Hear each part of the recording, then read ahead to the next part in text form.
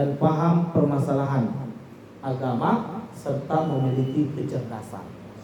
Ini termasuk hikmah. Jadi orang yang cerdas itu termasuk orang yang memiliki hikmah. Namun cerdas saja tidak cukup tanpa adab. Mengapa hari ini kita sulit sekali menemukan solusi dalam setiap permasalahan? Bukan karena kurang cerdasnya kita. Indonesia ini negara besar, orang pintarnya banyak, ya. Tetapi kenapa tidak begitu berkembang dan maju seperti negara-negara lain?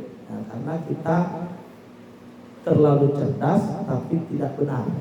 Artinya apa? Cerdas kita tidak didampingi adab. Apa yang terjadi kemudian kalau ada orang cerdas tapi tidak punya adab atau kurang adab? Bapak Ibu yang Allah Subhanahu wa taala, kata para ulama, dia akan menjadi sosok congkak, angkuh dan ujub. Makanya dalam pendidikan tidak bisa kita hanya mengandalkan untuk apa? Berfokus pada pendidikan mengisi IQ semata-mata, ya. Hanya untuk kecerdasan otak tidak bisa, ya. Kalau untuk kecerdasan otak semata-mata, ya, tidak kemudian kita memperhatikan kecerdasan spiritual, apa yang akan terjadi? Akan terjadilah orang-orang yang congkak, yang sombong, yang mudah meremehkan orang lain, yang suka menganggap orang lain tak penting, nggak mampu menempatkan diri, tidak mampu berkomunikasi dengan baik dengan orang lain. Ini yang terjadi kalau hanya kecerdasan otak yang dikembangkan. Maka perlu pendidikan adab, perlu menanamkan adab. Maka nanti dalam metode Luqman ini lengkap sekali. Nanti akan coba kita gali bersama, ya, bagaimana lengkapnya metode Luqman dalam mendidik anak-anak. Yang terakhir, maksud daripada hikmah adalah akal yang sehat yang menghalangi pemiliknya dari jeleknya pemahaman. Ini orang yang punya hikmah kalau apa? Dia akalnya sehat, sehingga dengan akal yang sehat ini dia terhalangi, dia terhindarkan, terjauhkan dari apa? Dari jeleknya pemahaman. Inilah 5 makna hikmah yang dijelaskan oleh Syekh Mustafa Al-Adawi dalam kitab beliau At-Tashil li Ta'wil At-Tanzil, dalam tafsir surat Luqman. Baik, Bapak Ibu yang Allah Subhanahu wa taala. Ini tentang makna hikmah. Nah, kalau kita lihat tentang metode Luqman dalam mendidik anak-anak, ternyata itu dikumpulkan oleh Allah dalam satu surat, dalam surat Luqman, ya, surat Luqman ini adalah surat ke-31. Ayatnya hanya ada 8 ayat. Tidak semua seluruh ayat dalam surat Luqman itu menjadi metode pendidikan. Tapi hanya 8 ayat saja, yaitu dimulai dari ayat 12 sampai dengan 19. Dalam 8 ayat ini, maka inti daripada pengajaran seorang Luqmanul Hakim, Masya Allah Bapak Ibu, itu betul-betul urut dengan baik. Dimulai dari apa? Yang pertama yang ditanamkan oleh Luqmanul Hakim kepada anaknya adalah tauhid. Dan ini pondasi, ya. Kalau ingin menjadi pribadi yang baik, mendidik anak-anak menjadi anak-anak yang baik di masa depan, yang pertama adalah tanamkan tauhid. Maka Luqman memberi contoh itu. Beliau tidak sibuk mendidik anak-anak dengan hal yang lain sebelum tauhid. Dia perkenalkan dulu siapa penciptanya, siapa itu Allah, apa haknya, ya. Karena kenapa? Karena kebaikan tauhid itu nanti menjadi pondasi untuk semua kebaikan. Tidak ada kebaikan kalau tauhidnya tidak baik. Makanya negara berkembang, negara maju di Eropa dan Amerika sekalipun, ya, karena tidak dibangun tauhid, apa yang terjadi?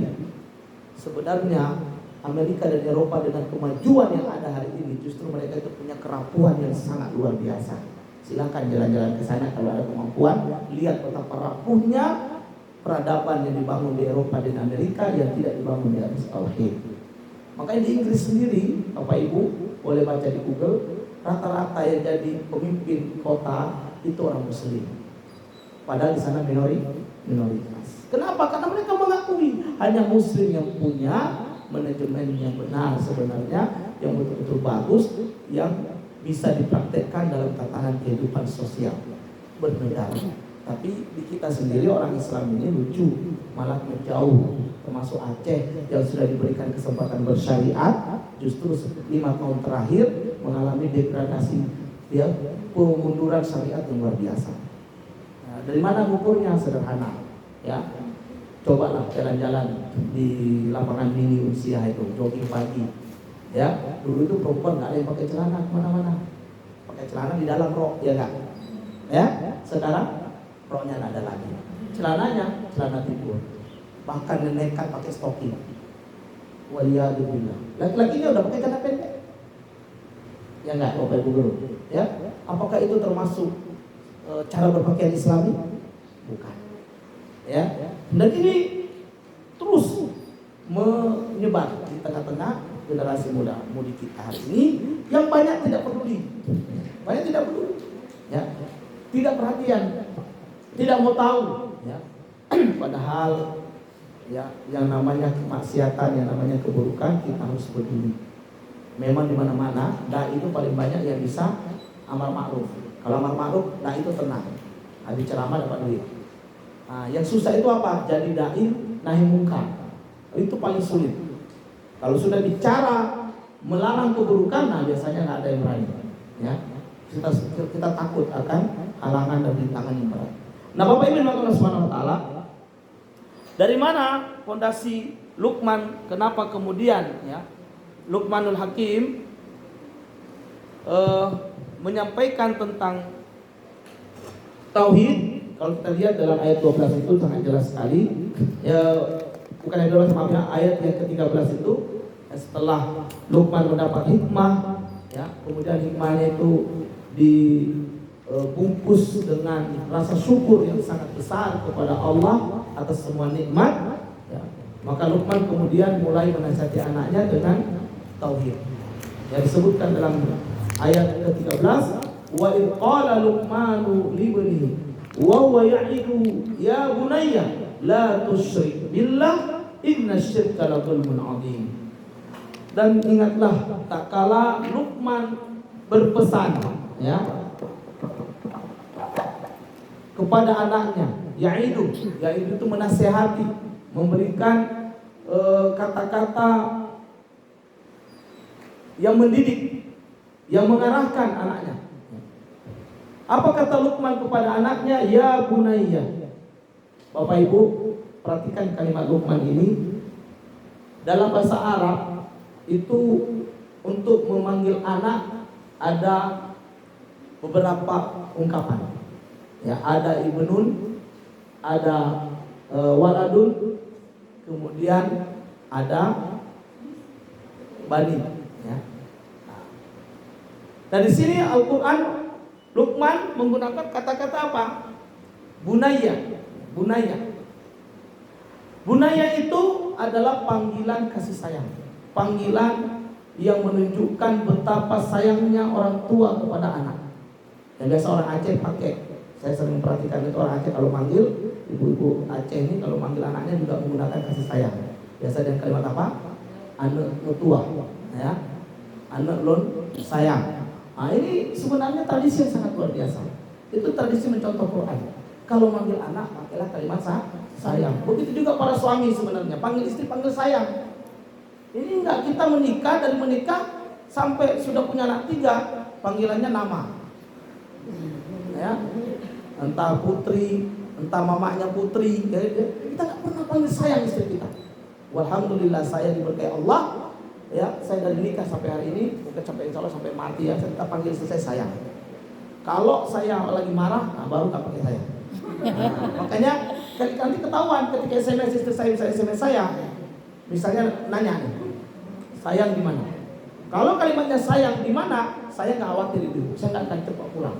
Saya tinggal jawab, saya lagi ngopi sama kawan. Artinya apa? SMS istri saya itu sekedar nanya doang. Tidak ada marah dan tidak ada masalah. Tapi kalau SMS-nya, Abi di mana? Itu cepat-cepat saya pulang, itu nggak lagi pakai jawab. Dan saya pulang terus. Itu pasti ada masalah. Kenapa? Karena dia sudah menggunakan kalimat yang lain. Nah, ini kode komunikasi. Dan hanya dipahami oleh orang-orang yang sudah biasa memahami dengan pasangannya. Ya, kita kadang-kadang pasangan kita sudah marah, ya, mukanya sudah tidak jelas, kita nggak tidak peka. Nah, ini juga masalah hari ini di keluarga kaum muslimin, ya, kepekaan terhadap pasangan, terhadap anak-anak itu kurang sekali. Ya. Bapak Ibu Allah Subhanahu wa taala.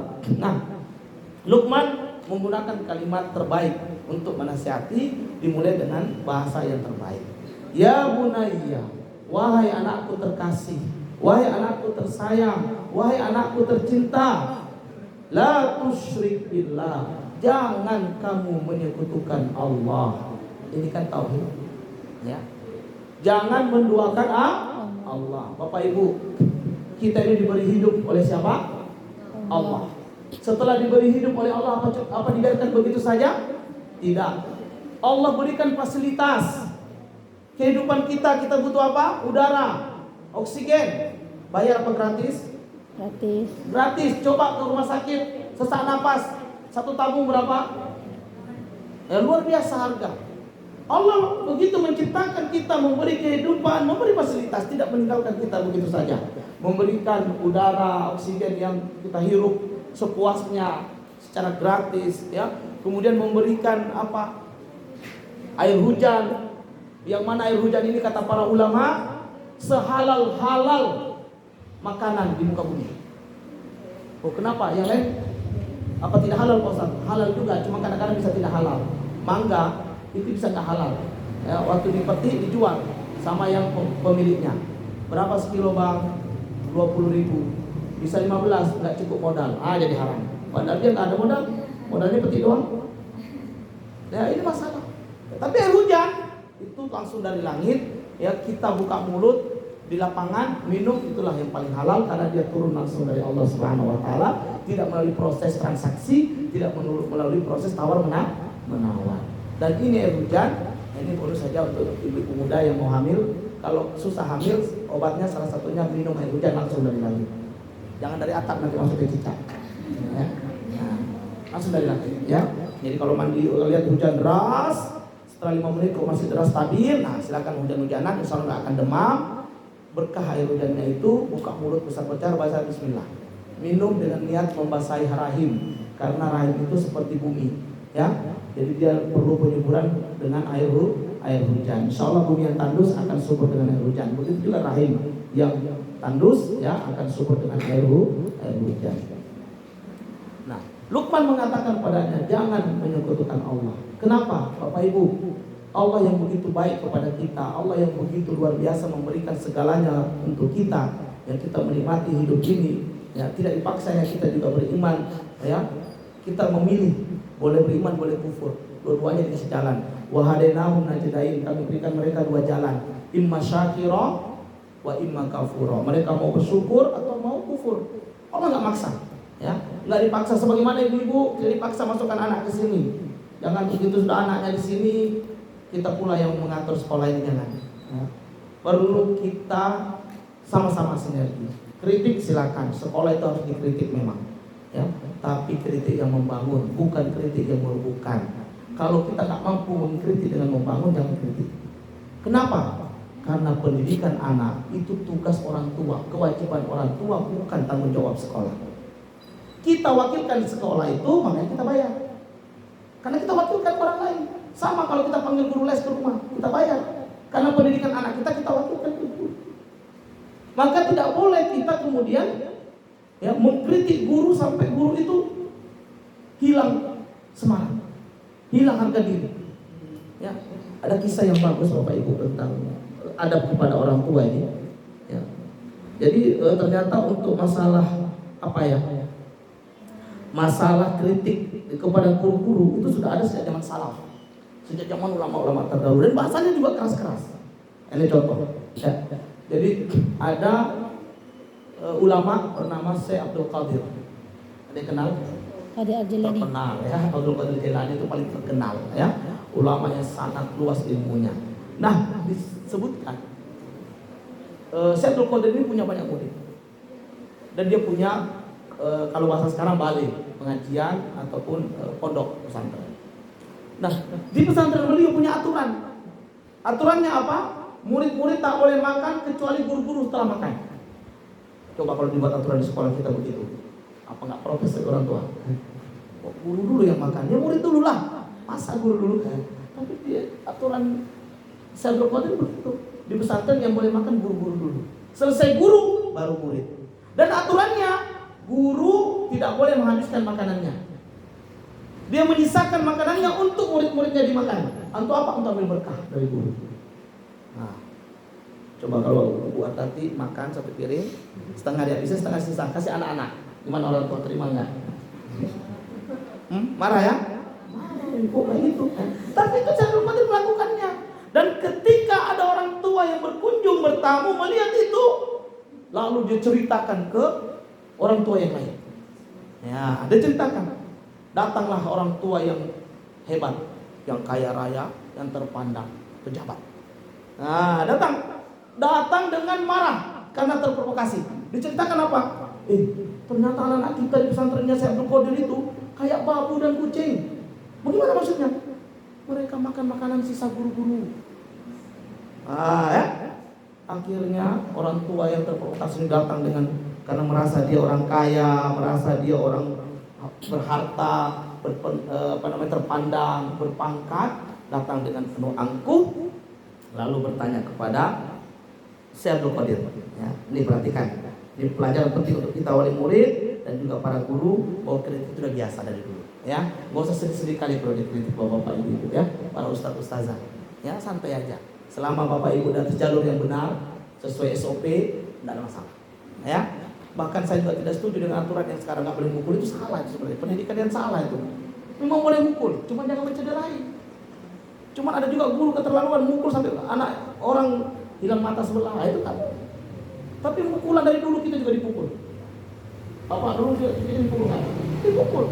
Para ustaz pernah dipukul juga kan? Parah. Memang pendidikan itu sudah begitu. Ya, tidak boleh pendidikan itu lentur seperti karet, nggak boleh. Tahu genting? Bapak ibu genting tahu? Genting itu nggak akan sampai di atas kalau cetakannya lentur. Ada nggak cetakan genting lentur? Semuanya kaku, harus kaku. Diinjak-injak, disiram, habis diinjak-injak, dicetak, dijemur, habis dijemur dibakar. Setelah dibakar, baru dia bisa naik ke atas. Pendidikan memang seperti itu sebenarnya. Walaupun hari ini harus ada kesesuaian bahwa mental anak-anak sudah tidak sama dengan mental anak-anak tahun kita. Ya, tapi sebenarnya tidak beda jauh juga. Hanya itu bagaimana nanti orang tua mengaturnya di rumah. Nah, selanjutnya Syekh Abdul Qadir ditanya. Ya, apa kata orang tua ini dengan sangat congkak? Ini perhatikan. Wahai Tuan Syekh, saya ini mengantar anak saya kepada Tuan Syekh bukan untuk jadi pembantu atau dilakukan seperti kucing. Nah, karena kan namanya santri itu dia disuruh-suruh sama gurunya, ya apa tidak? Itu kan santri yang tidak mengerti, disuruh-suruh baru mau. Kalau santri yang mengerti, dari zaman sahabat Anas bin Malik itu biasa menjadi apa? Tukang angkat sandalnya Nabi. Anas bin Malik itu jadi pelayannya Nabi 10 tahun dari usia 7 tahun. Ya, dan orang tuanya sendiri yang antar untuk melayani Nabi. Jadi terbiasa yang namanya seorang santri melayani kiai itu biasa. Jadi kalau ada ustadz kita minta tolong, nak sandal ustadz tolong bawain, boleh. Makanya anak saya biasa tuh kalau saya ke masjid, terus saya taruh sandal di teras masjid, begitu saya keluar, anak saya sudah ambil sandal saya taruh di sana. Dan itu hal biasa, bukan keterlaluan. Memang begitulah anak-anak kepada orang tuanya melayani. Kan itu hal sepele, hal yang bukan merendahkan. Tapi ya sebagian orang akan menganggap seperti yang dianggap oleh orang tua ini. Saya antar anak sini untuk belajar, untuk jadi ulama, bukan untuk jadi pembantu. Saya ingat saya kecil-kecil dulu, kalau mau ngaji itu harus isi dulu bak baru ngaji, nimba dulu, nyapu dulu, ngepel dulu, cuci piring dulu di rumah baru kita akan ngaji. Itu zaman dulu begitu. Dan tidak ada orang tua yang dulu protes. mengatakan anak jadikan pembantu, tidak ada. Ya, bahkan kalau ada murid berani kurang ajar sama guru, ya itu orang tua bukan marahin guru, kita murid yang makin ditambah lagi. Ya, nah selanjutnya, ya, Syekhul Qadir menjawab dengan sangat singkat. Nah ini ibu guru, bapak guru, para ustadz, ustazah, kalau ada orang tua protes, gak usah panjang-panjang jawabannya. Singkat aja. Apa jawabannya? Kalau begitu, wahai bapak, ambil anakmu. Selesai. Jadi kalau ada yang protes berlebihan, tidak adab, ya lihat jawabannya Syekhul Qadir. Sederhana, nggak dijawab, nggak dijelasin gini. Kenapa? Orang yang emosi itu nggak akan menerima jawaban. Cukup katakan, kalau gitu bu, ambil aja anaknya, bawa pulang aja. Hah? Maka si bapak ini ambil anaknya, merasa ya oke, kalau begitu emang saya nggak senang. Masa anak saya jadi pembantu, masa anak saya jadi perempuan kayak kucing makan sisa gurunya, ya kan? Diambil anaknya. Apa yang terjadi bapak ibu, para ustadz, para ustazah sekalian? Begitu di tengah jalan, perjalanan pulang, bapaknya bertanya ke anaknya, bertanya beberapa persoalan agama. Semua pertanyaan bapak ini ternyata dijawab dengan benar oleh anaknya. Kaget ayahnya, anak saya ternyata bukan jadi pembantu berarti di sana. Ini semua pertanyaan saya jawab, dijawab dengan baik dan benar. Artinya apa? Berarti saya mengajar dengan betul, ilmunya betul-betul disampaikan. Akhirnya si bapak pulang, nggak jadi balik arah ke pondok lagi. Apa dia katakan? Datang kepada Syekh, lalu kemudian mengatakan, wahai Tuan Syekh, terimalah anak saya, ya, untuk belajar dengan Tuan kembali. Tuan didiklah anak saya. Ternyata anak saya bukan seorang pembantu dan juga diperlakukan seperti kucing. Ya, ternyata salah. Kenapa? Karena ternyata anaknya pandai. Setelah belajar di situ dapat ilmu. Semua pertanyaan-pertanyaan yang dianggap orang tuanya pelik bisa dijawab. Berarti saya luar biasa dalam mendidik. Maka dimintalah kembalikan. Ya, saya melihat ilmu anak saya sangat luar biasa bila bersamamu. Nah, apa yang kemudian terjadi? Jawaban saya sangat luar biasa juga. Ya, beliau mengatakan, dan ini menjadi pelajaran untuk kita orang tua. Ya, putus-putus. Untuk pelajaran orang tua. Apa itu? Kata Syekh, bukan aku tidak mau menerimanya kembali. Ya, karena anak udah diambil. Syekhnya bilang, saya bukan tidak mau ambil. Cuma, ya kata Syekh, tapi Allah sudah menutup pintu hatinya untuk menerima ilmu dariku. Kenapa? Allah sudah menutup futuhnya, mata hati untuk mendapat ilmu disebabkan orang tua yang tidak beradab kepada guru. Ulama itu paham. Ya. Makanya para ulama menjelaskan Bapak Ibu apa? Orang tua kalau sudah tidak punya adab sama guru, maka lebih baik anaknya ambil.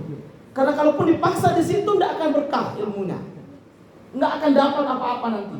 Walaupun otaknya cerdas, walaupun ranking, tapi nanti selesai dari sekolah itu dia tidak bisa jadi anak soleh. Kenapa? Keberkahan ilmu telah dicabut oleh Allah SWT. Kalau tidak ada adab kepada guru. Maka mulai hari ini kita sebagai orang tua yang menitipkan anak-anak kita di sini, ya, mari belajar untuk menghargai guru-guru kita, walaupun mungkin guru-guru kita lebih muda dari kita, lebih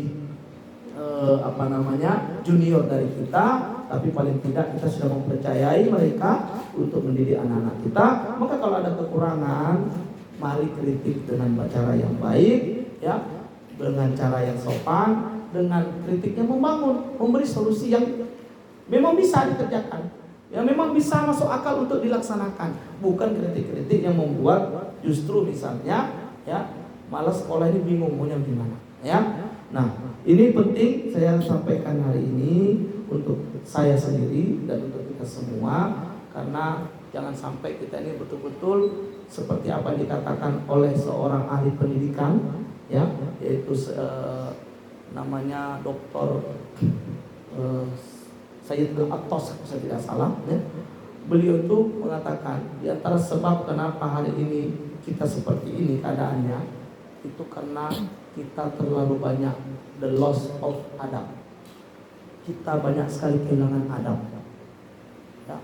Padahal ulama-ulama dahulu memberi contoh. Misalnya Ibnu Mubarak, Bapak Ibu. Ibnu Mubarak itu seorang tabi'in besar, ya di zamannya ulama Rabbani, zuhud, mujahid, ya dermawan yang luar biasa. Beliau itu punya kebiasaan setiap tahun itu memberikan bekal 600 sampai 700 jamaahnya untuk berhaji ke Mekah. Itu ditanggung oleh beliau PP. 600 sampai 700 orang. Nah, ini kedermawan beliau. Di samping kealiman beliau di zaman itu, beliau pernah menasihati Imam Masjid Haramain. Siapa? Iyad bin Fudel. Ya, ketika beliau berjihad melawan Tartar Mongol, kemudian Iyad bin Fudel kan sibuk menjadi imam di Masjidil Haram.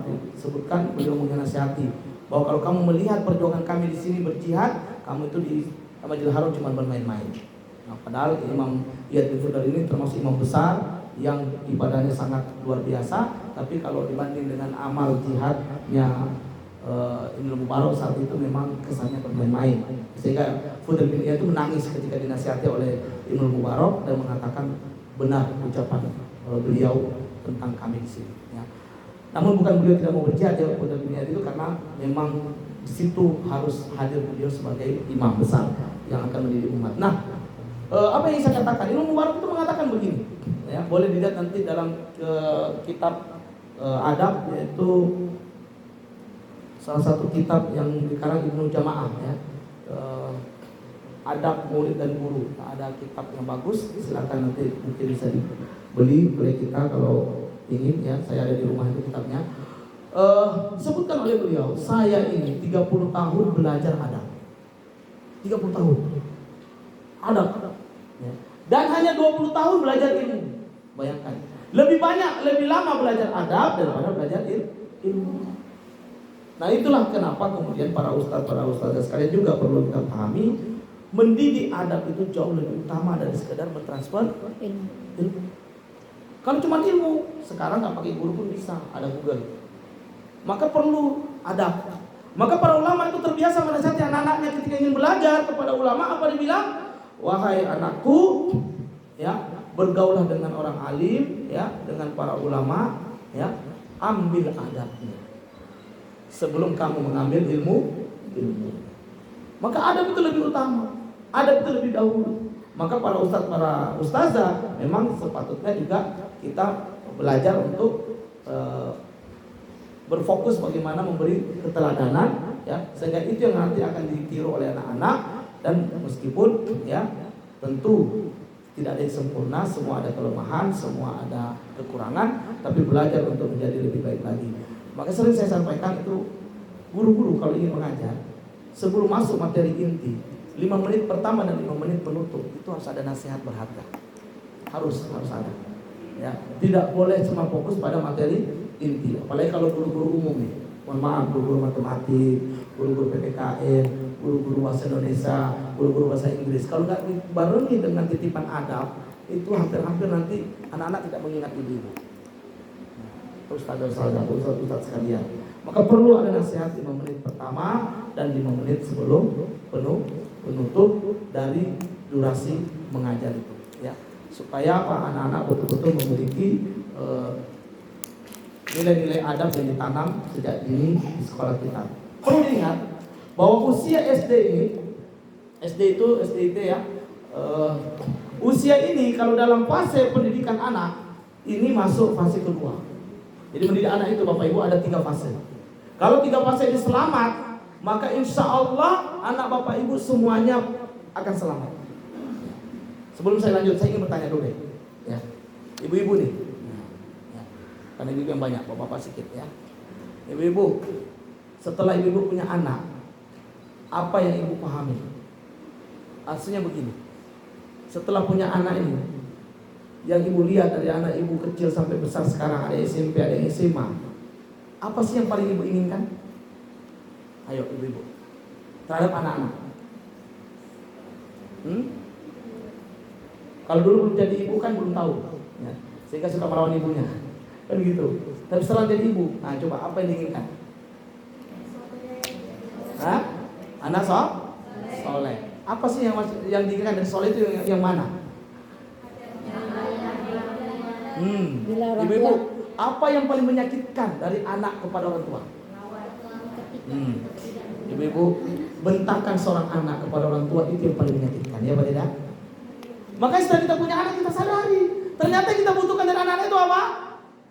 Bagaimana dia menjadi anak yang hormat pada orang tua, ucapannya lemah lembut, walaupun dia tidak terlalu itu sebenarnya.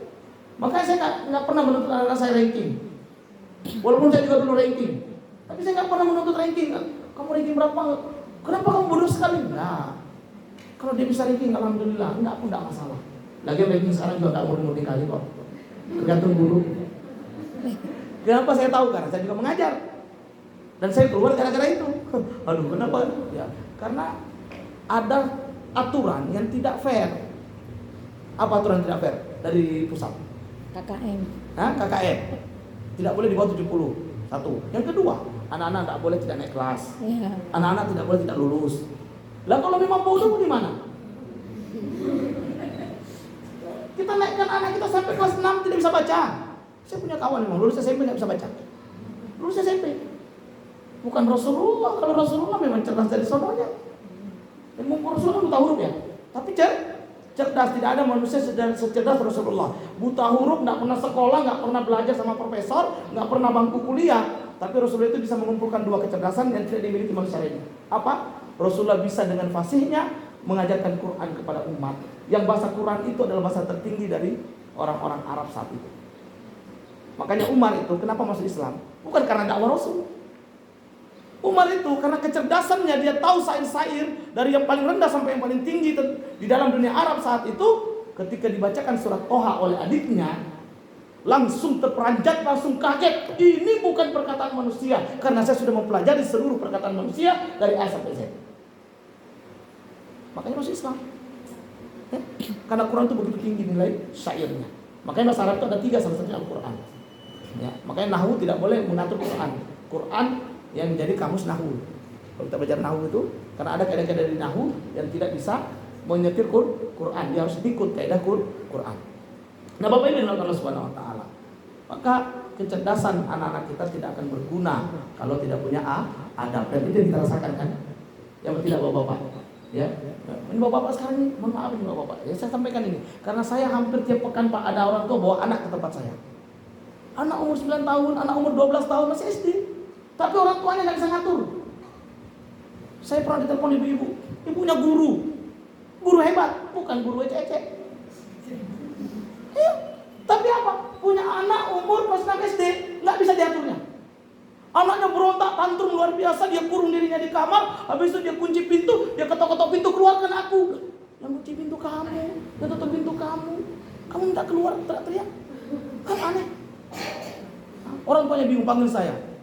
Ustaz, tolong ruqyah anak saya. Ini bukan kesurupan, Bu. Ini tantrum. Orang tantrum nggak bisa diruqyah. Ya? Jadi apa solusinya? Solusinya otoritas. Nah, ini yang hilang dari orang tua hari ini. Khususnya kaum bapak, badannya besar tapi takut sama anak. Seorang bapak tidak boleh hilang otoritas. Seorang suami tidak boleh kehilangan otoritas. Nggak boleh disetir oleh istri, nggak boleh. Istri boleh memberikan usulan, tapi keputusan di tangan suami. Kan begitu. Dan rumah tangga. Anak boleh ngusul, tapi yang memutuskan siapa? Ayah. Ayah tidak boleh kehilangan otoritas. Nah, hari ini pendidikan anak menjadi sulit karena orang tua kehilangan 2. Satu, otoritas. Kenapa otoritas itu tidak bisa? Karena hilang yang kedua.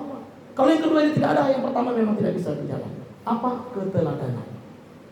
Maka sering saya bilang sama Bapak Ibu, jangan suruh anak-anak ngaji kalau Bapak Ibu belum pegang Quran. Habis subuh, pegang Quran, baca. Setelah baca 5 menit baru lihat mata lirik ke anak. Kenapa duduk? Jadi dia nggak bisa protes nih. Kita pun baca Quran. Tapi kalau kita, ngaji, ya, ibu, mungkin dia ngomong Bu, karena takut. Tapi itu tertanam 3 tahun, besok dia bantai ibu ketika SMP. Ini bapak-bapak itu saya protes. Ngantar anak ketika TPA. Pas azan asar, dia nggak ikut sholat, antar pulang. Anaknya nggak protes memang, tapi 5 tahun ke depan anaknya akan bilang, dulu saya ingat kali, adik diantar ngaji pada saat azan, bapak nggak sholat kok. Berarti kan adik pun udah besar, berarti nggak sholat juga lah. Yang sholat anak-anak kecil. Yang ngajarin siapa? Bapaknya sendiri, ibunya sendiri. Ya, makanya Bapak Ibu, keteladanan menjadi penting. Jangan suruh sholat kalau kita sendiri belum siap dengan pakaian sholat. Coba bapak-bapak yang sering ke masjid, anaknya itu susah nggak disuruh sholat? Enggak, ikut dia, ikut ke masjid. Saya rasakan anak-anak saya semua juga ikut ke masjid. Enggak sulit mengajak mereka ke masjid. Kenapa kita ke masjid? Tapi kalau kita sendiri nggak ke masjid, mau nyuruh anak ke masjid ya berantem dulu. Ya. Karena anak-anak itu hanya melihat siapa yang ada di depannya. Maka dalam peribahasa itu kan apa? Anak-anak itu kan cuman meniru. Makanya kalau gurunya beradab, muridnya juga akan beradab. Kalau gurunya tidak beradab, ya anaknya juga tidak muridnya juga tidak beradab. Guru orang tua. Maka Bapak Ibu, ya Allah Subhanahu wa taala, ya pendidikan terhadap anak-anak ini harus kita perhatikan dengan besar. Nah, pada fase ini fase kedua. Fase kedua itu kata Imam Ali bin Abi Thalib radhiyallahu anhu dalam kitab Tarbiyah wa Ta'lim itu disebutkan, beliau membagi 3 fase. Yang pertama fase 0 sampai 7 tahun, ya, kemudian fase kedua 8 sampai 14 tahun, fase ketiga 15 sampai 21 tahun. Ini 3 fase penting dalam mendidik anak. Kalau fase ini berjalan dengan baik, insya Allah anak-anak kita bisa kita lepas dengan mandiri dan tidak mengecewakan kita. Nah, fase pertama itu 0 sampai 7 tahun, itulah fase TK kalau sekarang, PAUD dan TK. Itu anak-anak adalah raja. Nah, raja itu apa? Ibu-ibu, raja itu absolut. Absolut itu artinya apa? Dia punya kekuasaan mutlak. Nah, orang tua sebagai apa? Orang tua dia sebagaimana kerajaan, walaupun raja itu absolut, di mana-mana raja pasti punya penasehat. Maka orang tua itu sebagai penasehat. Karena raja itu kadang-kadang dengan absolutnya itu dia lupa kalau apa yang dilakukan bisa membahayakan dirinya dan orang lain. Maka orang tua harus menasihati ketika raja sudah melakukan kejahatan yang membahayakan orang lain. Misalnya apa? Anak umur 3 tahun pegang pisau. Ini orang tuanya harus ambil, nggak boleh. Tidak, ya harus dinasihatin raja ini bahaya. Nanti bisa menusuk kamu, ya bisa membahayakan kamu. Maka orang tua hadir sebagai penasihat. Nah, penasihat itu nggak pakai marah-marah. Penasihat itu pakai kasih sayang. Maka 0 sampai 7 tahun anak-anak itu disayangi sambil ditanamkan adab, ditanamkan keteladanan. Jadi anak-anak 0-7 tahun itu dia hanya melihat terus orang tuanya. Ibunya yang sering sholat 5 waktu tepat waktu di awal waktu. Biasanya anak usia 3 tahun dia ikut pakai mukena, dia ikut sholat, ya apa tidak? Pernah ibu suruh? Enggak. Kenapa dilakukan? Karena dia meniru saja. Ya. Makanya saya anak-anak itu, anak saya yang terakhir itu sekitar 4 tahun mau masuk TK, ya, dengan Salman yang sekarang akan masuk SD di sini lagi. Itu setiap waktu azan, saya lagi tidur misalnya, itu datang dia, abi azan, dibangunkan. Kenapa? Karena dia tahu kalau azan itu abinya mesti ke masjid, maka dibangunkan. Coba, anak-anak kita yang masih kecil itu mengerti karena sudah kebiasaan orang tua. Maka ini penting sekali orang tua ini memberi keteladanan.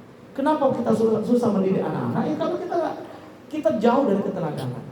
Tapi alhamdulillah sini wali murid SD Darul Ilmi, insya Allah saya saya sangat yakin dan percaya bahwa semua adalah orang tua hebat yang memiliki keteladanan yang baik. Kalau sudah ada keteladanan, maka otoritas akan mudah kita lakukan. Ya. Termasuk Bapak Ibu, hari ini yang bikin tadi Ibu kepala cerita nih kita.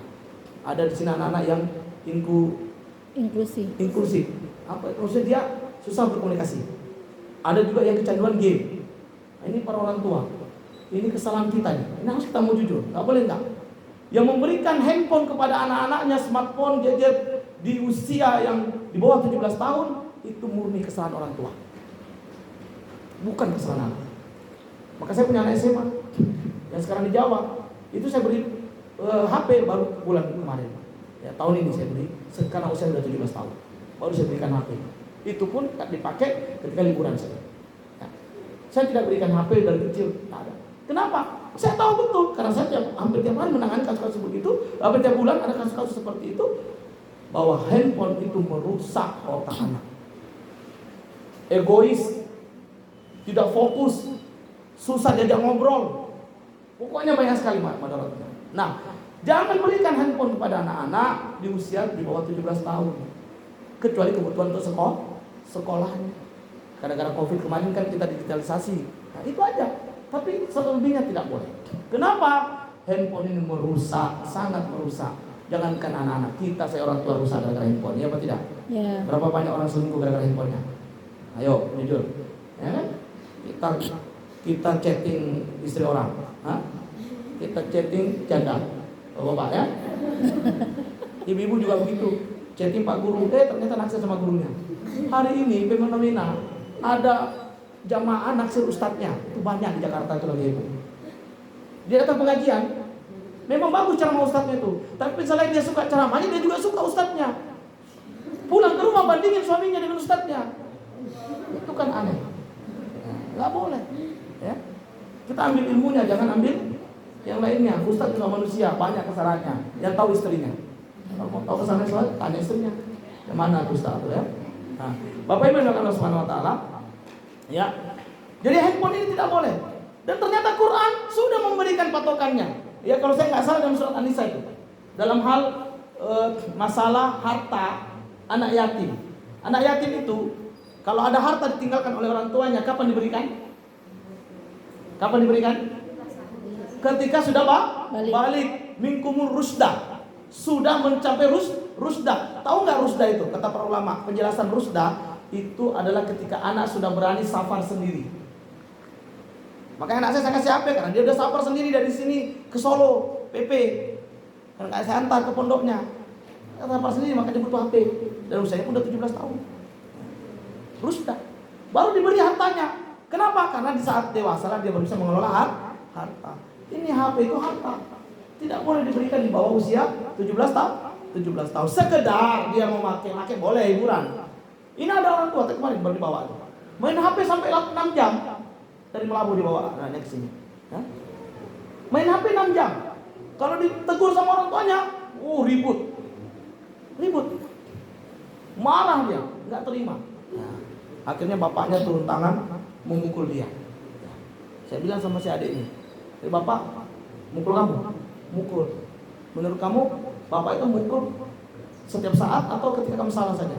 Ketika saya salah aja Ustaz. Kalau nggak salah, bapak nggak pernah marah. Coba. Itu yang betul. Memang kalau sudah kelewatan ya harus ada otoritas. Sama anak yang tadi saya dipanggil untuk rukyah itu, akhirnya saya bilang apa sama ibu itu? Bu, ini cuma butuh orang yang punya otoritas. Siapa? Cari orang dari pamannya, karena bapaknya udah nggak ada, ya, pisah dengan ibunya. Ya, ini juga persoalannya. Tapi saya bilang sama dia, coba cari mungkin ada pamannya yang disegani oleh si anak. Kebetulan ada pamannya polisi, ya, dipanggil itu, suruh dia bicara sama si anak. Alhamdulillah Bapak Ibu. Setelah datang polisi itu, dia pakai otoritasnya, ya, dia tendang pintu, dia masuk, dia bicara. Kamu kenapa? Ya, akhirnya tenang si anak. Malamnya saya dipanggil lagi, saya datang tapi belum punya adab. Memang udah tenang, nggak ngamuk-ngamuk lagi. Tapi apa? Saya datang dia nggak peduli. Dia ranjang, dia main laptop sendiri nonton. Saya ngomong dia nggak mau jawab segala macam. Terus saya bilang, Bu, ini nggak bisa dirukyah. Jadi gimana solusinya Ustaz? Solusinya mana pamannya yang kemarin? Ada itu Ustaz. Panggil. Suruh dia duduk, suruh dia pakai baju, suruh dia matikan laptopnya, ambil laptopnya. Baru saya mau ngomong. Akhirnya dilakukan itu, baru dia mau dengar. Saya rukyah, ya alhamdulillah. Hari ketiga saya datang, sudah bisa komunikasi. Dengar berikutnya, dia sudah mau sekolah kembali. Setelah sebulan dia libur nggak mau sekolah. Ini Bapak Ibu. Jadi kadang-kadang anak-anak butuh otoritas kita, orang tua. Ya orang tua nggak boleh kalah sama anak-anak, meskipun bukan kemudian kita menjadi monster bagi anak-anak kita. Tapi nggak boleh kalah. Ada memang masanya anak-anak harus ditegasin. Maka fase kedua, 8 sampai 14 tahun itu namanya fase apa? Anak-anak kita yang tadinya raja turun sangat luar biasa, namanya fase tawanan. Dari raja berkuasa jatuh dari tawanan. Maksudnya gimana? Anak-anak di masa ini dia adalah anak-anak yang harus betul-betul di bawah pengawasan orang tua 24 jam. Tahu kan tawanan? Tawanan itu dia bebas nggak? Enggak, dikurung. Tapi dia punya hak. Hak yang bisa diberikan apa? Makan yang terjamin gizinya, nutrisinya. Enggak boleh sembarang makan, ya. Waktu istirahatnya diatur, ya, ibadahnya diatur, ya. Kemudian dia diberikan skill. Ya, diajarkan apa yang dia suka, mulai lihat bakatnya di situ, ya. Ini anak-anak usia 8 sampai 14 tahun. Maka 24 jam orang tua harus tegas. Yang saya heran, ada kasus yang saya pernah temukan itu, di warung kopi Simpang Surabaya. Apa namanya? Dabu kopi. Itu ada anak usia SMP. Bayangkan 3 hari 3 malam di situ nggak pindah-pindah, hanya pindah kalau kencing kamar mandi dan ambil nasi makan di sama penjual itu. Dia main game 3 hari 3 malam, tapi orang tuanya tidak ada yang menjemput. Luar biasa itu ada kejadian. Nah ini kan masalahnya. Orang tua ini kadang-kadang aneh. Ketika anak kambingnya yang hilang, sibuk dia cari. Semua tetangga ditanya, ada lihat anak kambing saya, ada lihat anak kambing saya. Tapi anaknya nggak pulang 2 hari. Mana bu anaknya? Di rumah kawan. Santai bilang di rumah kawan. Dia nggak mau tahu apa anak dilakukan di sana. Bapak ibu, anak-anak umur 8 sampai 14 tahun tidak boleh tidur di rumah orang. Tidak boleh tidur di rumah orang. Dia harus ada di rumah kita, kecuali sedang berkunjung ke rumah nenek, sedang berkunjung ke rumah paman. Tidak boleh biarkan dengan teman-teman yang tidur, tak boleh. Karena anak-anak yang seperti itu sedang penasaran kita kini. Makanya di situ dia mulai mengenal rokok, mengenal lem. Saya dibawa anak gadis 14 tahun, salah satu murid SMP, tempat saya, perempuan. Kata bapaknya apa? Saya ampun Ustaz, tidak bisa lagi diatur anak saya. Kenapa Pak? Dia setiap malam hilang Ustaz. Pergi, pulang jam 4, jam 4 subuh. Saya panggil anaknya, saya ngomong, Bapak keluar dulu, saya ngomong sama anak. Ada apa ini? Saya ngomong. Benar kata Bapak? Benar Ustaz. Kemana kamu? Nggak ada Ustaz, nongkrong sama kawan-kawan. Di mana kamu nongkrong? Di Ulele Ustaz. Itu yang dekat samping pelabuhan. Di situ memang sering minum anak-anak kan? Nah, situ. Kalau nggak di situ kemana? Sepetudin, Taman Sepetudin. Tamrin. Kemudian ngopinya di mana? Ali Kopi. Tanpa saya. Di situ anak-anak pang ngumpul. Mereka ngumpul. Saya tanya, kamu ngumpul dengan siapa? Ya seumur-umuran juga Ustaz. Yang paling besar ya anak-anak SMA yang 17 tahun. Ya. Kalian ngapain di situ? Ya macam-macam, ada yang ngelem. Kalau kamu ngelem juga? Enggak Ustaz, saya cuma duduk aja. Nongkrong-nongkrong aja, nemenin. Ya. Saya tanya, ini kamu cuma sendiri atau ada teman? Oh ada gengnya Ustaz, masing-masing ada geng. Dari sekolah ini, sekolah ini, sekolah ini, sekolah ini. Jadi Banda Aceh ini, itu ada geng-geng ngelem. Geng-geng nongkrong dari 10 sampai jam 4 subuh. Saya dari kota, setiap Jumat ke sekolah. Itu kita gali informasi. Ada SMP, misalnya SMP, saya pasti sebut ya, karena kita SMP ya. Ada SMP itu muridnya bu, kelas 1 SMP. Suatu hari, sekolahnya punya program sholat duha, sholat duhur berjamaah. Jadi waktu sholat duha, ada satu murid laki-laki disuruh sholat. Yuk nak sholat yuk. Nggak bisa bu.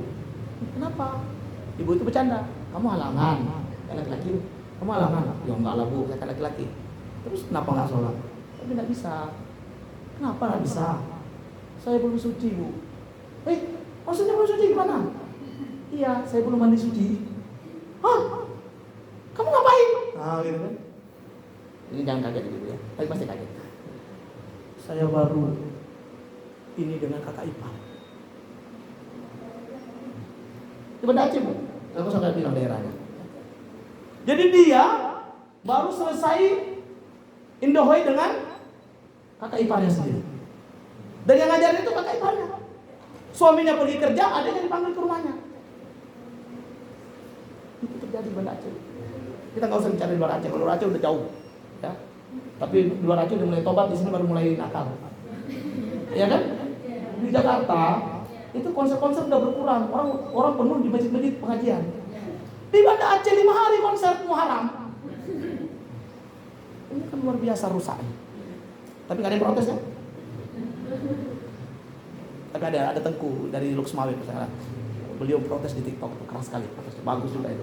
Kemudian ada lagi mantan Gam, Panglima Gam juga, beliau bilang kalau perlu Kapolda dipecat saja. Itu bagus tuh. Emang begitu. Syariat Aceh ini punya nilai sendiri yang tidak boleh dirusak. Aceh itu berjuang dulu 30 tahun ibu perang, saya nggak ada di Aceh. Tapi saya tahu sejarah itu. Ya kan? Perang berdarah-darah, berlinang air mata, habis harta segala macam. Untuk apa bu? Untuk tegak sari? Bukan untuk nuntut harta kan? Bukan minta harta di Jakarta, minta Aceh sari. Wah kalau sekarang dirusak begini kita diam-diam bagaimana? Rugi perjuangan orang tua kita dahulu. Ya makanya jangan syariat Aceh dijaga.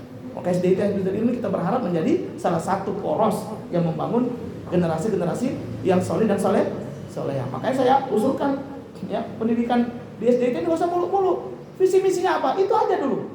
Visi misi itu capai secara baik. Nggak usah terlalu luas-luas kemana-mana. Anak-anak sekarang cuma butuh bagaimana orang di rumah sayang, guru-guru di sini juga mendidik dengan baik, sehingga anak tumbuh dengan kasih sayang dan tumbuh dengan pendidikan yang benar. Anak-anak kita itu nggak butuh lain-lain, Bu. Kita saja yang menilai anak-anak butuh harta, Bu. Enggak, mereka nggak butuh itu. Alhamdulillah anak-anak saya nggak butuh, dia nggak pernah nuntut kereta sama saya. Beliin kereta lah, enggak. Karena yang saya didik, kalau saya bawa ke mall, Bu, nggak ada anak saya guling-guling di mall. Saya sering lihat orang tua anak-anaknya guling-guling, apa enggak? Saya beritahu di rumah. Nah, kita ke mall ya. Ini ke mall lihat-lihat doang. Cuci mata. Abi nggak ada uang, Umi pun nggak ada uang. Terus ya kita lihat aja lah, biar tahu juga kayak apa perkembangan dunia hari ini. Tengok-tengok, sampai sana gitu. Ih, bagus sekali mobilnya dia, bagus nak. Coba tengok berapa harga. Kalau mahal, ada nggak duit? Ih, mahal dia, nggak usah berarti. Jadi nggak usah protes, dengan anak-anak nggak usah ribut, nggak usah sampai guling-guling, nangis-nangis. Jujur aja orang tua pada anak-anak, nggak apa-apa. Kenapa malu? Emang ada duit? Emang ada duit? Tapi kalau ada, saya bilang sama saya, tapi kalau ada, nah, kamu nggak usah minta, saya beliin. Karena saya juga dulu nggak ada masa kecil, nggak senang. Karena miskin. Iya, saya miskin. Karena miskin orang-orang naik mobil-mobilan, saya naik batang pisang. Gitu. Tapi kemudian kita jangan ya malu. Kita didik anak-anak kita beritahu kondisi ekonomi kita. Nggak usah kita ikut-ikut anak orang, tetangga orang-orang kaya, terus kita anak kita juga mau kita samakan, nggak boleh. Malu Pak Ustadz, masa tetangga iPhone kita Evercross. Nah, sekarang iPhone dengan Evercross bedanya apa sih? WhatsApp-nya sama, Facebook-nya sama, TikTok-nya sama. Apa yang beda? Paling kamera doang. Iya kan? Dari hitam jadi putih, ya? Dari jerawat jadi mulus. Kan itu aja. Jadi jangan terlalu berlebihan. Nah, Bapak Ibu, baik. Ini fase kedua, fase yang harus betul-betul dicetak. Nah, disinilah pencetakan yang saya gambarkan tadi, cetak genteng. Disinilah fase 8 sampai 14 tahun. Makanya ibu guru ustaz-ustaz ini jangan takut-takut mendidik anak-anak. Didik dengan baik, didik dengan tegas, tapi jangan kekerasan. Nah, ya tegas itu beda dengan keras. Bahasanya juga yang bahasa yang jelas. Jangan pakai istilah anjing disingkat jadi anjir, sama aja itu, gak usah ya. Anjing dengan anjir sama, itu kembar ya, jadi gak usah dibawa-bawa itu ya. Didik dengan tegas. Kalau memang dia melanggar, dia dihukum. Tapi ketika dia melakukan kebaikan, ini perlu juga. Pendidikan itu harus keseimbangan antara apa? Reward and punishment. Ada penghargaan, ada hukum. Kita ini ibu, kenapa anak-anak malas melakukan kebaikan, bapak-bapak? Sering sekali kalau anak-anak salah itu kita marah-marah terus, ya apa tidak? Kita protes terus, ya apa tidak? Bahkan kita hukum anak kita, ya apa tidak? Ada yang sampai dimasukkan kamar mandi. Ada tuh orang tua yang bunuh anaknya sampai seperti itu, ya. Tapi ketika anak-anak kita melakukan kebaikan, kita tidak memberikan, jangankan hadiah, ucapan pujian saja tidak keluar. Anak kita pulang bawa nilai 100, ya 100. Allah, biasa aja. Kenapa tidak kita puji? Supaya dia bangga. Ketika dia sudah sholat subuh tanpa kita bangunkan, kita beri hadiah. Sebagaimana kalau dia sholat subuh telat kita marah-marahin, maka harusnya kalau dia sholat subuh tanpa kita bangunkan, harus kita beri hadiah. Karena anak-anak itu cenderung senang dengan apa? Motivasi penghargaan. Nah, kita selalu lalai di situ. Seringnya marah-marah, lupa memberi penghargaan. Kalau marah potong uang jajan, kalau anak melakukan kebaikan nggak nambah uang jajan, nggak adil kan? Adil apa enggak? Nggak adil. Makanya anak kita juga tidak mau kebaikan. Kenapa? Kebaikan tidak membawa berkah. Padahal kebaikan itu penuh berkah. Ya. Makanya anak-anak itu diberi, jangan nggak diberi. Kalau dia melakukan kebaikan kasih hadiah. Kecil tapi itu bernilai bagi anak-anak. Bagi kita mungkin remeh, tapi bagi anak-anak itu suatu hal yang besar, ya, yang besar. Baik Bapak Ibu, ini fase kedua, fase penting. Nah, fase ketiga itu nanti 15 ke 21 bergantung pada fase kedua ini. Kalau fase kedua ini berhasil, 15 ke 21 itu enak. Anak-anak sudah jadi apa? Jadi Perdana Menteri. Naik jabatan lagi dia. Setelah dikurung ya 7 tahun, naik Perdana Menteri. Apa itu Perdana Menteri? Sahabat bagi raja. Kita rajanya, dia Perdana Menterinya. Kita diskusi dengan dia. Kamu mau kemana nak? Lulus SMP.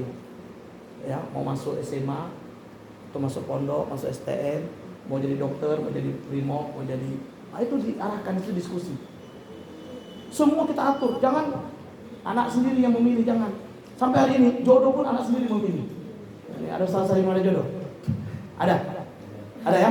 Ini bukan saya mau apa, cuma contoh aja. Pernah nggak orang tua bapak nanyain, nak kapan mau nikah? Enggak kan? Enggak lagi, orang tua nggak peduli lagi tentang itu. Sehingga banyak jomblo menua. Serius, ustaz-ustaz dari menua kan? Mohon maaf, saya bukan maksud menghina, tapi ini fakta yang harus saya sampaikan, bahwa kenapa ini terjadi karena orang tuanya nggak peduli, khususnya bapak. Menikahkan anak itu tanggung jawab siapa? Wali, gitu? Wali siapa? Orang tua, ayah. Makanya saya di Aceh ini 10 tahun. Dari 2010 saya di Aceh. Alhamdulillah Bu Bapak Ibu, berapa yang sudah saya nikahkan? 8 pasangan, saya bantu. Begitu datang konsultasi sama saya, kalau saya lihat sudah urusan jomblo, saya kasih kuliah 2 SKS, ya, bulan depan nikah. Kita carikan solusinya, kita carikan maharnya kalau nggak ada, kita carikan calonnya kalau belum ada. Yang penting dia sudah siap nikah. Nikah alhamdulillah. Dari 8 1 yang gagal. Itu pun gagalnya karena ternyata si cowok ini pandai menyimpan kebusukan. Awalnya saya bagus sekali, anaknya bagus. Begitu udah menikah 2 tahun terlihat kejahatannya.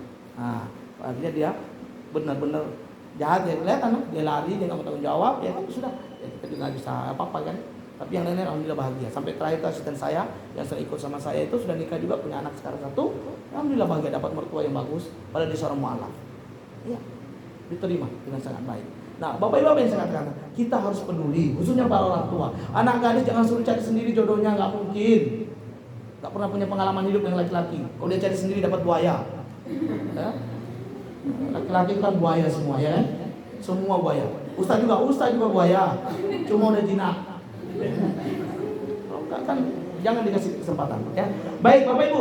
Nah, fase ketiga itu mudah. Insyaallah jadi sahabat, jadi nggak usah keras-kerasan dengan anak, cukup diskusi ringan, cukup bertanya hal yang ringan-ringan, arahkan dia mau kemana, dukung dia dengan bakatnya, tapi perhatikan bakat itu tidak boleh menyelisih syariat. Ya.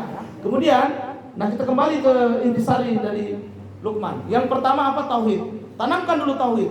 Dari tauhid akan lahir hal-hal besar lainnya. Apa? Di ayat 14 dan 15 itu Bapak Ibu, kalau kita perhatikan surah Luqman itu bukan nasihat Luqman.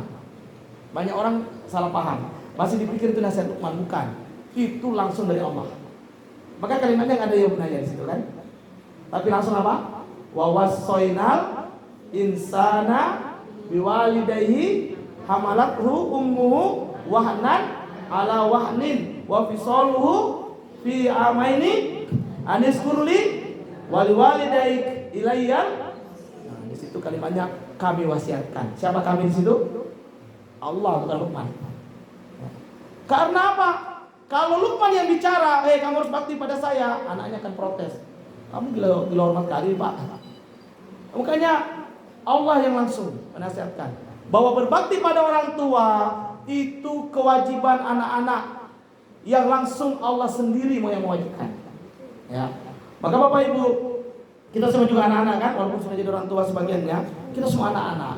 Maka kita ini wajib berbakti pada orang tua itu karena perintah Allah, karena jasa orang tua yang luar biasa. Bapak Ibu, ada perbedaan besar antara anak dan orang tua. Perhatikan, ketika kita sudah dewasa, ya, menjadi orang yang dewasa, kemudian menikah dan sebagainya, kita masih punya orang tua. Ingat, perbedaan yang besar antara anak dan orang tua itu apa? Kalau orang tua itu merawat kita untuk apa? Untuk menatap kehidupan masa depan kita. Iya atau tidak? Iya atau tidak? Orang tua itu merawat anak-anak untuk kehidupannya. Tapi kita ketika sudah dewasa merawat orang tua untuk apa? Mengantarkan kepada kematiannya. Maka hendaknya anak-anak sabar dalam menghadapi orang tua. Karena ingatlah, kalian ini, kita orang tua ini semuanya, ketika kita ini semua ketika merawat orang tua yang sudah tua, yang sudah renta, yang sudah senja, itu sedang merawat untuk mengantarkan pada kematian. Itu tidak lebih berharga dari orang tua yang mendidik kita, merawat kita menuju kehidupan. Sehingga tidak ada istilah bisa membalas jasa orang tua. Orang tua ini tidak bisa kita balas jasanya. Ada seorang sahabat dari Madinah, orang tuanya ingin berhaji. dia nggak punya uang, ya, lalu nggak punya kendaraan, tapi orang tuanya bilang saya mau berhaji, ya, maka dia gendong ibunya dari Madinah ke Mekah, berhaji PP Mekah Madinah. Setelah itu dia menghadap ke Nabi, wahai Nabi, saya sudah gendong orang tua saya dari Madinah ke Mekah berhaji. Setelah semua selesai, pulang lagi ke Mekah, ke Madinah, saya gendong di punggung saya. Apakah saya sudah membalas jasa orang tua saya? Maka kata Nabi apa? Itu belum membalas satu teriakan erangan ibumu saat melahirkan. Ya kan? Makanya Bapak Ibu, ini juga penting bagi kita orang tua. Kalau anak-anak kita ingin berbakti, kuncinya apa? Kata para ulama, siapa yang ingin anak-anaknya berbakti kepadanya, berbaktilah dahulu kepada orang tua. Kita dulu nih berbakti. Kalau anak-anak mau berbakti, maka saya ada melihat itu bagus sekali. Saya pernah mengajar privat di satu rumah dekat dari sini, nggak jauh rumahnya. Hampir 3 tahun saya mengajar di situ. Saya perhatikan ibu itu, masya Allah sekali. Kalau ada ibunya datang dari kota lain, ya, berkunjung ke rumah itu saya perhatikan. Dia kalau ngomong sama anaknya itu kadang tinggi juga. Ngomong sama anaknya kadang tinggi juga. Tapi begitu saat ngomong sama ibunya, saya tidak pernah dengar selama kurang lebih 3 tahun saya mengajar di rumahnya. Setiap kali ada ibunya di rumah itu, saya tidak pernah dengar ibu ini ngomong tinggi pada ibunya. Lembut sekali dia ngomong, santun kali ngomong. Apa yang saya lihat? Yang saya lihat ya anak-anaknya juga begitu sama dia, hormat. Dan apa yang saya lihat? Keluarga ini sukses, soleh, kaya, ya, dokter lagi. Ya, subhanallah. Kenapa? Karena berbakti sekali sama orang tuanya. Kalau orang tuanya udah tua, tapi dia ngomongnya lembut, santun. Ya. Nah ini yang kedua, ya, nasihat yang ada di surah Luqman ini nasihat dari Allah, bukan dari Luqman, tentang berbakti kepada orang tua. Ya, kita harus bakti, dan itu buah tauhid. Kalau tauhid kita benar, mestinya kita adalah menjadi orang-orang yang penuh bakti kepada orang tua. Nah selanjutnya di ayat 16 baru disebutkan ya bunayya, kembali. Nah Luqman berkata, innaha in takum misqala habatin min khardalin fatakum fi sakhratin aw fis samawati aw fil ard ya'ti biha Allah. Innallaha latifun khabir. Ini tentang apa? Tentang muraqabatullah, pengawasan Allah di muka bumi ini, bahwa Allah itu senantiasa melihat, senantiasa mengetahui keadaan kita, baik saat sendirian maupun saat ramai-ramai. Maka bertakwa itu harus bertakwa dalam sendiri maupun dalam keramaian. Jangan bertakwa dalam keramaian saja, tapi kesendirian tidak. Nah makanya Bapak Ibu, saya nasihatin itu para pemuda, pemudi yang sudah terjerumus pada pacaran LDR, video call sampai buka baju, itu banyak teman Aceh. Saya sampai yang bercadar yang habis 30 juz juga melakukan kejadian.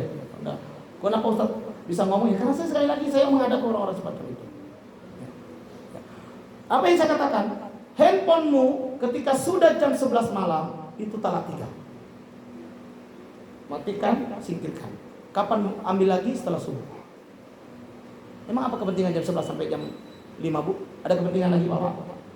Ada nggak kepentingan dengan handphone kita? Di jam 11 malam sampai jam 5 subuh ada? Tidak ada. Saya saja yang biasa dipanggil meruqyah jam 3 subuh, saya matikan juga HP saya. Ya, oleh telepon enggak saya angkat lagi. Siapa mau ngurusin jam 3 subuh? Ya, karena dulu pernah saya 5 tahun begitu. Jam berapapun saya dipanggil saya datang. Ya, tapi kan tubuh saya juga bicara. Kamu udah tua, jangan terlalu sering keluar malam, ya kan? Akhirnya saya kurangi. Handphone kalau sudah jam 11 sampai jam 5, kalau dipegang ujung-ujungnya kemana? Ujung-ujungnya dosa. Mau yang sendiri maupun yang berhubungan dengan orang. Rata-rata yang terjebak dalam pacaran LDR itu di jam segitu mainnya. Rata-rata. Ada dia di sini, pacarnya di Batam. Yang satu lagi yang hebat lagi, ada istri, udah nikah, istri TNI. Masih muda. Gara-gara main HP kelamaan. Nggak ada waktu karena suaminya dinas pagi sampai sore, ya kan? Dia di rumah. Orang rumahan. Kan bagus orang rumahannya kan? Tapi ternyata orang rumahan sekarang juga tidak sehebat dulu, ya kan? Sendiri di kamar. Ada aplikasi Duo. Tahu kan? Aplikasi Duo? Saya nggak tahu aplikasi Duo ya. Saya tahu tapi nggak pernah pakai, ya kan? Aplikasi Duo itu adalah untuk kita berhubungan dengan orang berduaan. Nah, jadi singkat cerita si ibu muda ini, ya, si istri muda ini, ya, dia belum ada anak memang saat itu setelah menikah, dia komunikasi dengan pengamen di Papua sana. mohon maaf ya, fisiknya jelek, ya kan? Mohon maaf ini, ya saya sekedar gambaran saja. Ya, keriting, jelek, hitam, kok pesek. Enggak kan? Suaminya tinggi, besar, gagah, TNI, ya kan? Tapi apa yang terjadi Bapak Ibu? Hanya berhubungan kurang lebih 1 bulan, si istri ini ngomong pada suaminya dengan tanpa angin badai apapun, "Bang, aku ingin cerai dengan abang." Sampai shock suaminya. Kenapa? 4 tahun bersama tidak pernah suaminya marah-marah, nggak pernah merasa dia, bahkan dia nggak punya anak, sudah 4 tahun belum punya anak. Seharusnya kan suami kadang-kadang sensi ya, "Kamu kapan hamil?" gitu kan ceritanya. Tapi nggak juga, suaminya baik-baik aja, sabar. Tapi tiba-tiba si istri minta cerai. Itu orang Aceh, tapi tinggal di Bandung. Akhirnya ibunya panggil anaknya ke sini karena dilapor sama suaminya, panggil ke sini, saya dipanggil ke rumahnya. Saya datang, lalu diceritakan secara singkat, "Anak saya tiba-tiba aneh Pak Ustaz, kayaknya ini ada gangguan sihir dan sebagainya." Biasalah gitu ya. Terus saya ini, "Oh gini Bu, saya boleh ngomong sama anaknya?" "Ah boleh, coba saya izinkan saya ngomong dulu sama anaknya. Ini kalau menurut saya ini kayaknya bukan sihir, tapi ada yang lain." Ya. Nah, akhirnya saya ngomong benar. Dia ada aplikasi itu, jumpa. Dia setiap hari nyanyiin sama si pengamen itu, dinyanyiin. Nah, jadi nyaman dia, nyaman, ya seneng. Ya perempuan kan begitu ya. Kalau udah nyaman aja, ya kan? Kalau udah nyaman aja nggak ada lagi tuh. Kalau kitanya hilang itu perempuan, ya. Ini saya bukan ngajarin kepada bapak-bapak ini ya. Tapi memang begitu. Faktanya, mau dia istri orang, ya, mau dia gadis, mau dia janda, ya, harta itu pejabat. Perempuan tetap butuh kenyamanan. Kalau sudah nyaman, apapun jadi. Nah, nggak ada lagi pikir-pikir tuh. Nggak ada lagi. Nah, ini perempuan. Benar, kita juga tiap hari nyanyi, nyaman dia. Pengen dia nikah dengan si pengamen tuh. Ya, la ilaha illallah ya kan. Akhirnya saya coba ngobrol ini sampai saya dapat informasi-informasi yang cukup berat ya. Saya tidak sampaikan ke keluarga karena itu biar jangan nanti keluarga shock, dan juga yang penting kan komitmen anak ini mau berhenti. Ya kan? Alhamdulillah bisa berhenti, kita ruqyah, kita konseling dengan baik, alhamdulillah kembali lagi pada suami. Nah Bapak Ibu, inilah kondisi-kondisi tentang ke dunia hari ini. Makanya handphone itu jam 11 itu batas air pegang. Nah, ibu mau lembur, ngapain lembur? Saya kalau mau lembur boleh, ya tidur dulu setelah Isya, bangun jam 2, baru lembur sampai jam 4. Nabi kan begitu, lembur setiap malam, nggak pernah tidur full. Nabi itu tiap malam begadang, tapi begadangnya Nabi tidur setelah Isya, bangun sepertiga malam sampai subuh. Kita jangan jam 8 sampai jam 2 baru tidur, subuhnya telat pasti. Kenapa? Badannya sakit. Karena kita sudah tidur di telat dari waktu. Ya. Nah, kata Luqman selanjutnya setelah ayat 16-nya apa tadi? Muraqabatullah. Luqman ini mengajarkan kepada anak-anaknya bahwa apa? Sesungguhnya jika ada suatu perbuatan seberat biji sawi berada dalam batu kah, di langit kah, di bumi kah, maka niscaya Allah akan mampu menghadirkannya. Fa may ya'mal mithqala dzarratin khairan yarah wa may ya'mal mithqala dzarratin syarran yarah. Allah Maha tahu segalanya. Mau disembunyikan kayak apapun, ya Allah Maha tahu. Ini juga bagian dari tauhid. Jadi subhanallah ya. Ajaran yang pertama diajarkan kepada anak-anak itu memang tauhid dulu. Dia harus mengenal Tuhannya, mengenal Allah, ya tahu haknya Allah, ya. Baru setelah dia mengenal Allah, diajarkan kemudian apa? Bagaimana cara kita berhubungan dan berkomunikasi dengan Allah. Itulah di ayat ke-17. Ya bunayya aqimis salata wa'mur bil ma'ruf wa nahy 'anil munkar wasbir 'ala ma asabak inna dzalika min azmil umur. Dirikan salat. Inilah cara kita berkomunikasi dengan Allah, dan kalau salatnya ini benar, selanjutnya akan mudah. Amar ma'ruf, ya, bersabar, itu buah dari apa? Salat yang benar. Makanya disuruh kita mendirikan salat, bukan kalimatnya apa? Kutiba alaikumus shalah. Al-Qur'an tidak mengatakan sebagaimana puasa. Kutiba alaikumus shiyam, diwajibkan berpuasa. Tapi kalimatnya akim. Akim itu berbeda dengan kutiba, ya. Akim itu menegakkan itu artinya apa? Menjaga dengan baik. Ya. Tidak boleh lalai, tidak boleh ada keacuhan, ya, tidak boleh ada ketidakpedulian. Salat itu harus menjadi sesuatu yang tegak, yang terus dirawat, yang terus dijaga, yang terus dilaksanakan, tidak mengenal kesibukan. Bapak Ibu, ini penting. Nah, terkait salat ini, kapan kita menyuruh? Nah, di sini juga orang tua sering salah, ya, anaknya masih TK sudah disuruh salat, ya. Sudah harus sholat dulu. Anak-anak itu wajib sholat kapan? Saat balik. Baliknya kapan? Kalau laki-laki mimpi basah, kalau perempuan haid. Tapi kalau dia tidak haid dan tidak mimpi basah, sepakat para ulama fikih, anak-anak itu balik ketika masuk usia 15 tahun. Walaupun tidak haid, walaupun tidak mimpi basah. Itu situ wajibnya sholat. Nah, Nabi mengajarkan apa? Untuk sholat disuruh, memang disuruh. Disuruhnya kapan? Ya, muru auladakum bis sholati wa hum abnaun sabat. Ya. Suruh anakmu sholat ketika mereka berumur 7 tahun. Apa kata Nabi? Cuma suruh. Suruh itu apa? Ingatkan aja anak sholat. Nah, suruh yang terbaik itu apa? Contohkan bapaknya ke masjid, begitu azan sholat, sehingga anak melihat. Itu namanya menyuruh. Ya, bukan menyambuk, bukan memarahi. Ya, maka anak umur 7 tahun tidak perlu dimarahi. Suruh aja terus. Suruh waktu sholat, suruh lagi. Dikerjakan, alhamdulillah. Tidak dikerjakan pun tidak ada hukuman. Tidak ada hukuman, karena yang tidak wajib. Makanya saya juga tidak termasuk yang tidak setuju. Anak-anak, maaf ya, umur 7 tahun ke bawah ya udah pakai cadar. Itu pendidikan berlebihan, guru namanya. Tidak ada kewajiban berjilbab bagi anak-anak umur 7 tahun ke bawah. Ada? Di Palestina saja bumi terbaik. Palestina tahu kan? Bumi terbaik hari ini. Apakah anak-anak gadis umur di bawah 15 tahun pakai jilbab? Enggak. Karena memang syariat itu mewajibkan ketika kapan? Ketika sudah haid, baru harus menutup aurat. Siapa kakaknya Aisyah? Aisyah itu kan namanya Abu Bakar, punya kakak namanya Asma binti Abu Bakar. Aisyah nikah sama Rasulullah. Berarti Asma kan sering berkunjung ke rumah Aisyah karena saudaranya. Suatu hari Asma ditegur oleh Nabi. Kenapa? Karena Aisyah udah balik kumpul dengan Nabi. Terus Asma datang berkunjung, tidak pakai jilbab. Apa kata Nabi? Asma, wanita itu kalau sudah haid, yang boleh terlihat cuma ini dan ini. Terus coba Nabi kan baik mendidiknya, tidak marah-marah kan? Tidak pakai.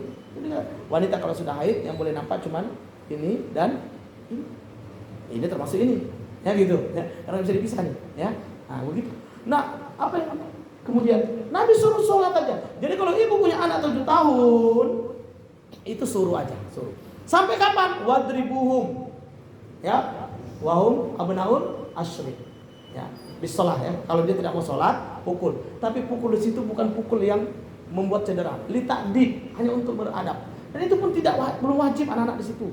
Cuman kenapa lebih tegas lagi? Karena memang ini persiapan menuju baliknya. Ya, disuruh pukul. Berarti berapa lama? 3 tahun. Bapak Ibu ternyata kalau kita teliti 3 tahun itu kenapa boleh mukul? 3 tahun nyuruh kemudian boleh mukul, itu karena memang sudah cukup. Bayangkan 3 tahun itu Bu, satu hari berapa kali sholat yang wajib? 5. Berarti sehari kita 5 kali nyuruh. Kan begitu? 5 kali nyuruh selama 3 tahun. Satu tahun berapa hari? Anggaplah 350 hari. 350 kali 5 berapa? 1.500-an. Ya? 1.700, ya. Sekitar 1.700-an. 1.700 kali 3 berapa? 5.000-an. Ya? 5.000 kali nyuruh. Terus Nabi boleh bilang pukul. Pantas apa tidak? Pantas apa tidak? Ibu guru kalau manggil anak 3 kali marah apa tidak kalau nggak datang? Marah ya kan? Itu baru 3 kali kita bapak-bapak panggil anak. Ya kan? Misalnya siapa anaknya? Ali. Udah keras. Nggak datang juga. Kita datang ke sana. Bawa rotan ya kan? Padahal baru 3 kan? Menurut hadis belum boleh. Menurut hadis mukul itu kalau sudah 5.000 kah? Gitu. Coba, makanya Islam itu tidak ada yang salah pendidikannya. Semua sudah tertata dengan baik. Kalau kita ngikut, insya Allah kita selamat. Ya, maka nyuruh sholat itu umur 7 dan tegasnya di umur 10. Sebelum itu tidak usah terlalu dipaksakan. Anak-anak masih umur 6 tahun dibangunkan subuh sholat. Siapa yang ngajarin? Tapi sekedar mencontohkan ya silakan. Tapi tidak kemudian dipaksa ya. Nggak boleh, nanti bosan loh dia. Ketika dia bosan besar dia protes. Bapak ini dari kecil saya bangunkan kayak gini, capek aku. Kenapa dia nggak menikmati masa kecilnya? Nggak menikmati masa-masa anak-anaknya. Kita tuh kasih hadiah dia, kasih kesenangan dia di waktu kecil. Walaupun dia tetap dididik untuk melakukan hal yang baik. Nah setelah sholatnya benar, insya Allah amar ma'ruf nahi mungkarnya juga akan bagus. Karena apa? Disebutkan dalam surat kalau saya tidak salah surah Al-Ankabut, inna sholata tanha anil fahsa wal munkar. Nah maka kalau sholatnya benar, dia akan jauh daripada kekejian, kemungkaran, sehingga dia bisa amar ma'ruf nahi mungkar itu mudah. Dia akan bisa mengajak teman-temannya. Ya, saya punya teman itu di sini, dia lulusan PWK, kuliah usia, ya, dia memang hafiz Quran. Alhamdulillah dia bagus sekali dalam dakwahnya. Dia berdakwah di kampusnya, sehingga teman-teman dia seangkatan itu ada sekian orang itu, alhamdulillah jadi anak baik. Ya. Yang tadinya tidak mau sholat, belum biasa sholat berjamaah, ya, yang tadinya malas baca Quran sebagainya, dengan dia bergaul